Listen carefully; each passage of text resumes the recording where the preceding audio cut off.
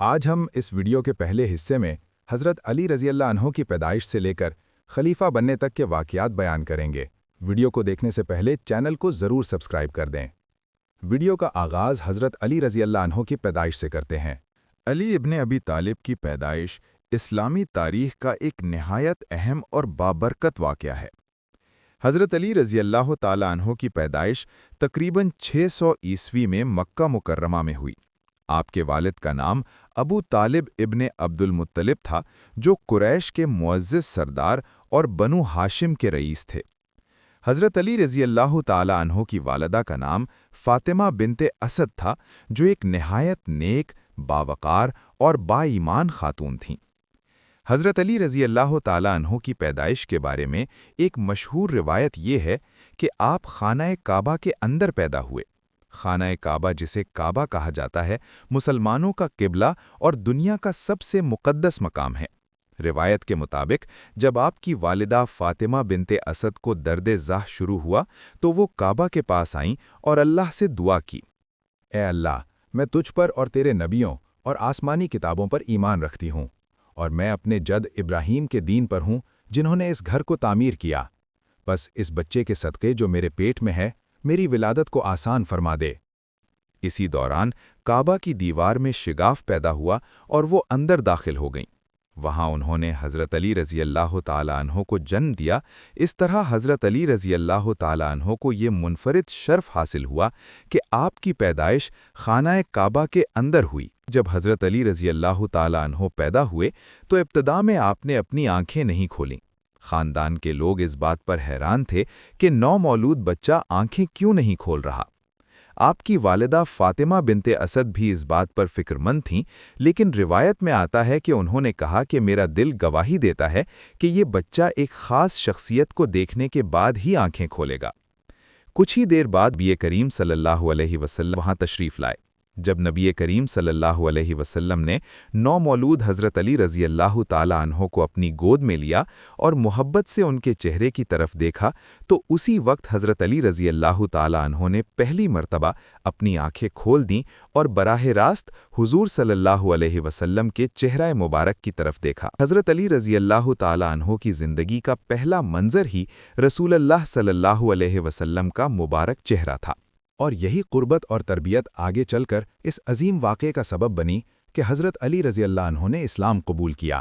علی ابن ابی طالب کے اسلام قبول کرنے کا واقعہ اسلامی تاریخ کے نہایت اہم اور متاثر کن واقعات میں شمار ہوتا ہے۔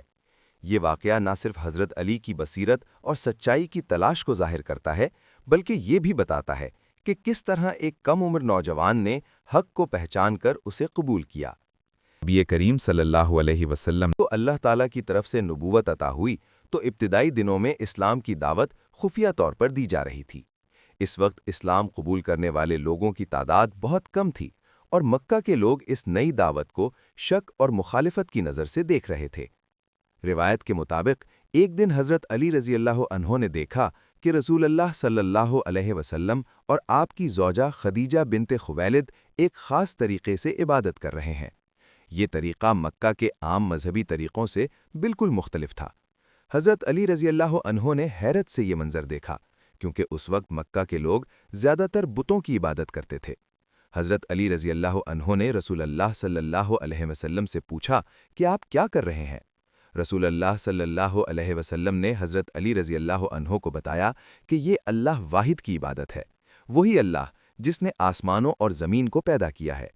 آپ صلی اللہ علیہ وسلم نے حضرت علی رضی اللہ عنہ کو اسلام کی دعوت دی، چنانچہ انہوں نے بغیر کسی ہچکچاہٹ کے اسلام قبول کر لیا اور اللہ کی وحدانیت پر ایمان لے آئے۔ اس طرح حضرت علی رضی اللہ عنہ کو یہ عظیم اعزاز حاصل ہوا کہ وہ اسلام قبول کرنے والے ابتدائی ترین لوگوں میں شامل ہو گئے۔ بہت سے مورخین کے مطابق وہ سب سے پہلے اسلام قبول کرنے والے نوجوان تھے۔ اس وقت ان کی عمر تقریباً 10 سال کے قریب بیان کی جاتی ہے۔ اور یہی وہ ابتدائی دور تھا جب اسلام کے ماننے والوں کو بڑے بڑے امتحانات اور قربانیوں کا سامنا کرنا پڑا، یہاں تک کہ ہجرہ اسلامی تاریخ کا ایک نہایت عظیم اور اہم واقعہ ہے۔ اس سفر میں نبی کریم صلی اللہ علیہ وسلم کے ساتھ ان کے سب سے قریبی اور وفادار ساتھی ابو بکر بھی تھے، جنہوں نے ہر قدم پر رسول اللہ صلی اللہ علیہ وسلم کا ساتھ دیا۔ مکہ میں جب اسلام کی دعوت پھیلنے لگی تو قریش کے سردار سخت پریشان ہو گئے۔ انہیں محسوس ہونے لگا کہ اگر یہ دعوت اسی طرح پھیلتی رہی تو ان کا مذہبی اور سیاسی اثر ختم ہو جائے گا۔ اسی لیے انہوں نے رسول اللہ صلی اللہ علیہ وسلم کے خلاف سخت منصوبہ بندی شروع کر دی۔ ایک دن قریش کے بڑے سردار ایک مجلس میں جمع ہوئے تاکہ کوئی فیصلہ کیا جا سکے۔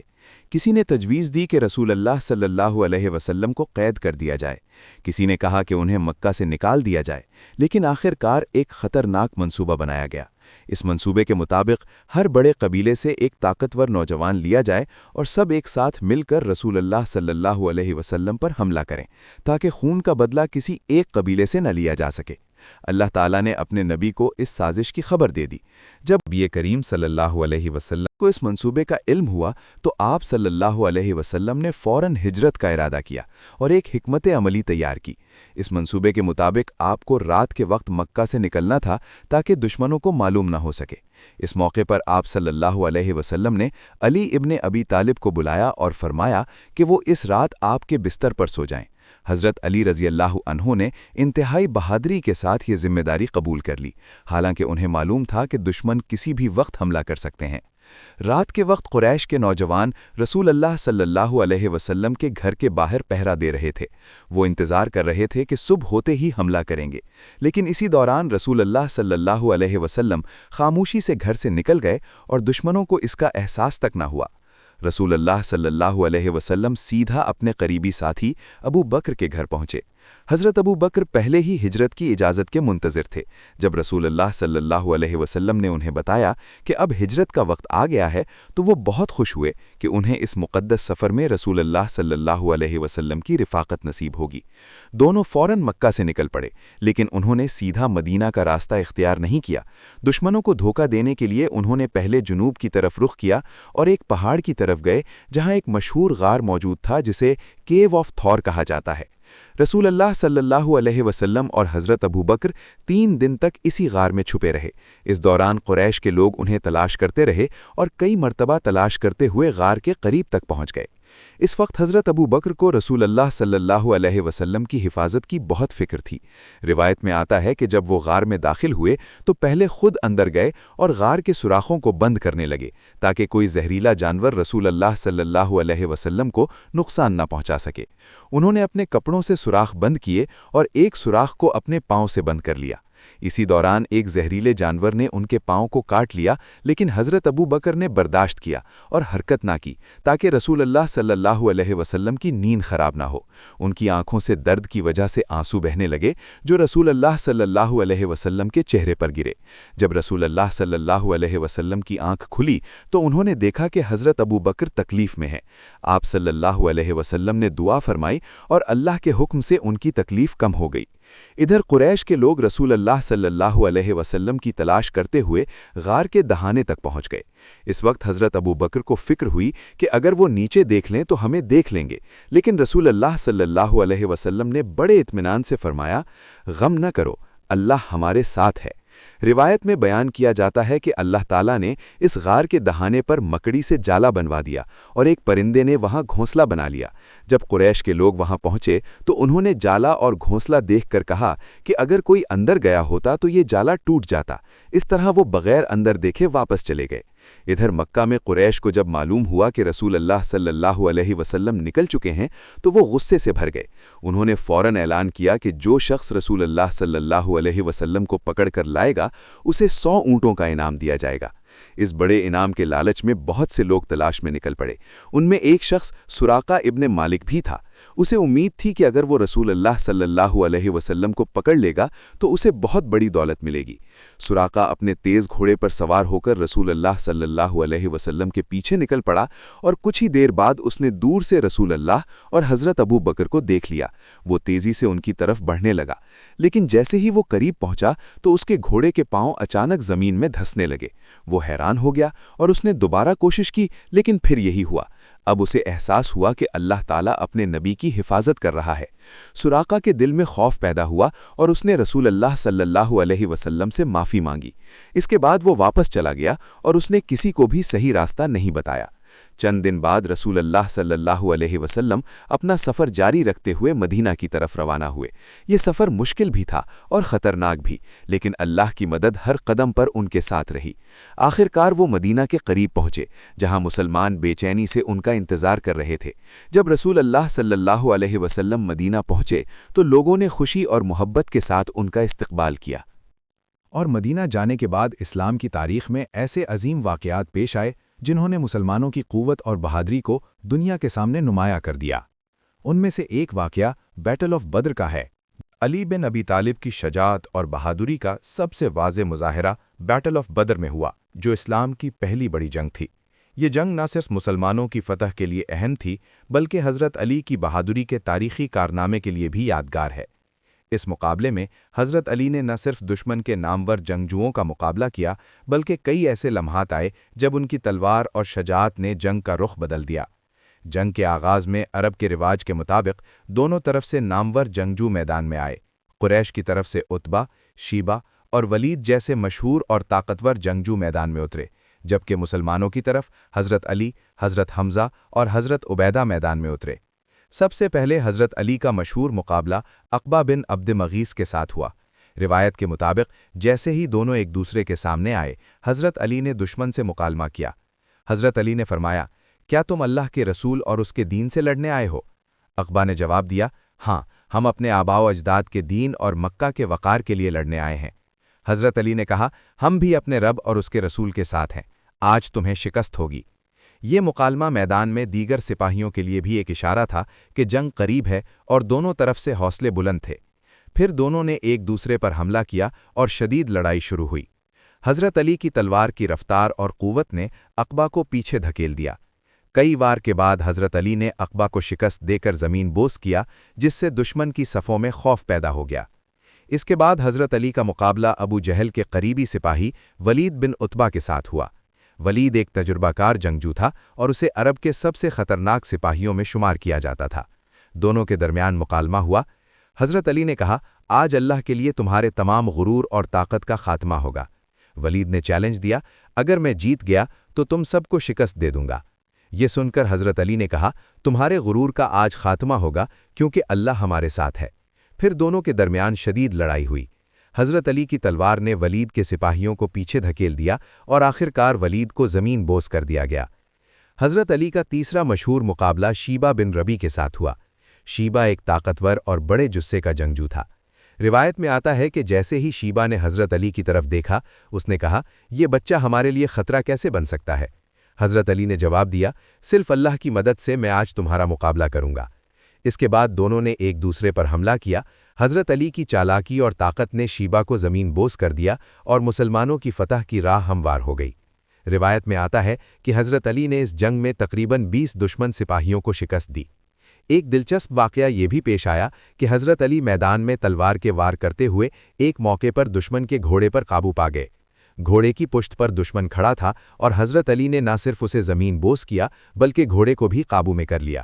یہ منظر دیکھ کر قریش کے سپاہی خوفزدہ ہو گئے اور کئی بھاگ کھڑے ہوئے۔ اور یہی شجاعت اور بے خوفی کا جذبہ آگے چل کر حضرت علی رضی اللہ عنہ کو خیبر کی فتح جیسے عظیم کارنامے کی طرف لے گیا۔ حضرت علی رضی اللہ تعالیٰ عنہ کی بہادری اور شجاعت کی سب سے بڑی مثالوں میں سے ایک خیبر کی فتح ہے، جو 628 عیسوی میں پیش آئی۔ خیبر ایک مضبوط اور قلعہ بند علاقہ تھا، جسے یہودی قبائل نے مضبوط قلعوں اور طاقتور فوجی تیاریوں کے ذریعے محفوظ بنا رکھا تھا۔ لیکن حضرت علی، جو اپنی بہادری، طاقت اور حکمت کے لیے مشہور تھے، رسول اللہ صلی اللہ علیہ وسلم کے حکم پر میدان میں اترے۔ حضرت علی کی شجاعت اور ایمان نے سب مسلمانوں کے دلوں میں حوصلہ پیدا کیا اور سب جان گئے کہ فتح ممکن ہے۔ رسول اللہ صلی اللہ علیہ وسلم نے فرمایا کہ جو شخص سب سے زیادہ اللہ اور اس کے رسول سے محبت کرتا ہے، وہ اس فتح میں سب سے زیادہ کردار ادا کرے گا۔ اگلے دن رسول اللہ صلی اللہ علیہ وسلم نے حضرت علی کو پرچم دیا۔ اس وقت حضرت علی آنکھوں کی تکلیف میں مبتلا تھے، لیکن رسول اللہ کی دعا سے ان کی صحت اور قوت میں اضافہ ہوا اور وہ میدان میں بھرپور طاقت کے ساتھ اترے۔ حضرت علی نے میدان میں قدم رکھتے ہی دشمن کی صفوں کا جائزہ لیا۔ انہوں نے دشمن کے قلعوں، دروازوں اور سپاہیوں کی تعداد کا مشاہدہ کیا۔ روایت میں آتا ہے کہ حضرت علی نے سب سے پہلے سب سے مضبوط قلعے کی طرف توجہ دی، کیونکہ وہ جانتے تھے کہ اس قلعے کے بغیر فتح ممکن نہیں۔ دشمن کے سپاہی حضرت علی کو دیکھ کر ہلچل میں آ گئے، کیونکہ وہ جانتے تھے کہ حضرت علی کی طاقت اور تلوار کی مہارت سے کوئی بھی سپاہی محفوظ نہیں۔ حضرت علی نے دشمن کو دھمکی دی اور کہا، اللہ کی مدد کے بغیر تمہارا یہ قلعہ آج نہیں بچے گا۔ دشمن نے بھی جواب دیا، ہم اپنے قلعوں میں محفوظ ہیں، اگر تم ہمیں شکست دو تو ہمارا یہ مضبوط دفاع تباہ ہو جائے گا، مگر ہم پیچھے نہیں ہٹیں گے۔ سب سے پہلا اور مشہور واقعہ یہ ہے کہ حضرت علی نے قلعے کے دروازے کو اکھاڑنے کا فیصلہ کیا۔ روایت میں آتا ہے کہ حضرت علی نے اپنی بے مثال قوت کے ساتھ دروازے کو کھینچا اور اسے زمین پر گرا دیا۔ یہ منظر دیکھ کر دشمن کے سپاہی خوفزدہ ہو گئے اور باز بھاگ کھڑے ہوئے۔ حضرت علی نے اس دروازے کو ڈھال کے طور پر استعمال کیا اور دشمن کے خلاف اپنی صف بنائی۔ قلعے کے اندر داخل ہوتے ہی حضرت علی نے دشمن کے سپاہیوں سے مقابلہ کیا۔ انہوں نے دشمن کے سب سے طاقتور سپاہیوں کا سامنا کیا اور اپنی تلوار کی مہارت سے ہر ایک کو شکست دی۔ روایت میں آتا ہے کہ حضرت علی نے ایک وقت میں 3 دشمن سپاہیوں کو زمین بوس کیا اور مسلمانوں کے لیے راستہ کھولا۔ حضرت علی کا مشہور مقابلہ مرہ بن عمرو کے ساتھ ہوا، جو خیبر کے سب سے طاقتور اور تجربہ کار سپاہی تھے۔ مرہ نے کہا، کیا ایک نوجوان مجھ سے مقابلہ کر سکتا ہے؟ تمہیں آج شکست ہوگی۔ حضرت علی نے جواب دیا، آج اللہ کے حکم سے تمہارے غرور کا خاتمہ ہوگا۔ پھر دونوں کے درمیان شدید لڑائی ہوئی۔ حضرت علی کی تلوار کی حرکت اتنی سریع اور طاقتور تھی کہ مرہ کو زمین بوس ہونا پڑا۔ اس شکست کے بعد دشمن کے حوصلے ٹوٹ گئے اور مسلمانوں کے لیے فتح کے امکانات بڑھ گئے۔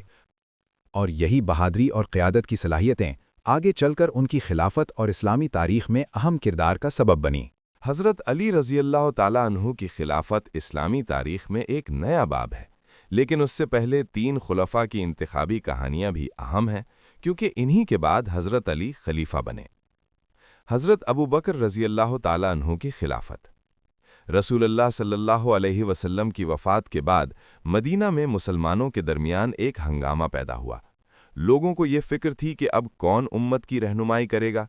اسی وقت صحابہ نے ایک اجلاس بلایا، جسے مجلس شورا کہا جا سکتا ہے۔ اس اجلاس میں ہر صحابی نے اپنی رائے دی کہ کون سب سے زیادہ اہل ہے۔ حضرت عمر رضی اللہ تعالیٰ عنہ نے کہا، میرے خیال میں حضرت ابو بکر رضی اللہ تعالیٰ عنہ سب سے زیادہ اہل ہیں، کیونکہ وہ رسول اللہ صلی اللہ علیہ وسلم کے قریبی ساتھی، نیک اور سمجھدار ہیں۔ صحابہ نے اتفاق کیا اور حضرت ابو بکر رضی اللہ تعالیٰ عنہ کو پہلا خلیفہ منتخب کیا گیا۔ اس انتخاب میں ووٹنگ یا رائے شماری کا عمل بھی شامل تھا اور سب نے اس کی حمایت کی۔ حضرت ابو بکر رضی اللہ تعالیٰ عنہ نے خلافت سنبھالی اور اپنی عدل و انصاف، دیانت اور حکمت سے مسلمانوں کو رہنمائی فراہم کی۔ حضرت ابو بکر رضی اللہ تعالیٰ عنہ کی وفات کے بعد مسلمانوں نے دوبارہ خلیفہ منتخب کرنے کا فیصلہ کیا۔ اس بار مجلس شورا نے غور و فکر کے بعد حضرت عمر رضی اللہ تعالیٰ عنہ کو منتخب کیا۔ حضرت عمر کی شجاعت، عدل اور حکمت سب کے لیے واضح تھی۔ ان کی قیادت میں اسلامی سلطنت میں ترقی اور نظم و ضبط آیا۔ حضرت عمر رضی اللہ تعالیٰ عنہ کے قتل کے بعد مسلمانوں نے ایک شورا کونسل قائم کی، جس میں حضرت علی رضی اللہ تعالیٰ عنہ سمیت دیگر نامور صحابہ شامل تھے۔ اس کونسل نے غور و فکر کے بعد حضرت عثمان رضی اللہ تعالیٰ عنہ کو خلیفہ منتخب کیا۔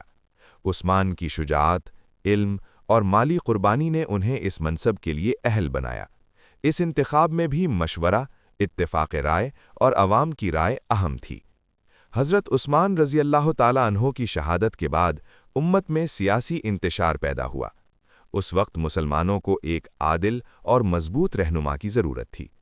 حضرت علی رضی اللہ تعالیٰ عنہ کی شہرت علم، شجاعت اور عدل کی وجہ سے بہت بلند تھی۔ لوگ جانتے تھے کہ وہ ایک حقیقی رہنما ہے، جو عدل و انصاف کے ساتھ اسلام کو مضبوط کر سکتے ہیں۔ حضرت علی رضی اللہ تعالیٰ عنہ کی خلافت کا انتخاب 3 اہم طریقوں سے ہوا۔ مسلمانوں کا اتفاق رائے۔ مسلمانوں نے دیکھا کہ حضرت علی رضی اللہ تعالیٰ عنہ سب سے زیادہ اہل اور دیانتدار ہیں۔ ان کی شجاعت اور علم نے سب کے دل جیت لیے۔ مشاورت یا مجلس۔ ایک شورا کی مجلس میں حضرت علی رضی اللہ تعالیٰ عنہ سمیت نامور صحابہ موجود تھے۔ اس مجلس نے غور و فکر کے بعد حضرت علی رضی اللہ تعالیٰ عنہ کو خلیفہ منتخب کیا۔ اسلامی اصولوں کے مطابق فیصلہ۔ خلافت کا فیصلہ صرف رائے شماری یا طاقت کے ذریعے نہیں، بلکہ عدل، ایمان، علم اور تقوی کے اصولوں کے مطابق کیا گیا۔ حضرت علی رضی اللہ تعالیٰ عنہ نے خلافت سنبھالنے کے بعد مسلمانوں کے لیے عدل، انصاف اور اصلاحات کے اصول قائم کیے۔ انہوں نے مظلوموں کے حقوق کی حفاظت کی، عدالتی نظام مضبوط کیا اور سیاسی انتشار کے خلاف سخت اقدامات کیے۔